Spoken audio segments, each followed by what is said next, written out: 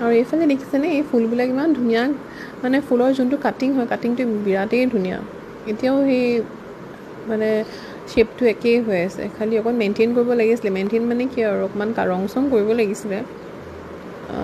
তাৰপিছতে বাকীখিনি বৰ ধুনীয়া কিন্তু অকণমান শেলাইছেও লাগিছে দেই জেগাই জেগাই শেলাইটো আহিছে কিন্তু এনেই দেখিবলৈ বৰ ধুনীয়া আৰু ভিতৰখন ইমান ঠাণ্ডা বাহিৰত যিহেতু ৰ'দ দি আছিলে ভিতৰত সোমাল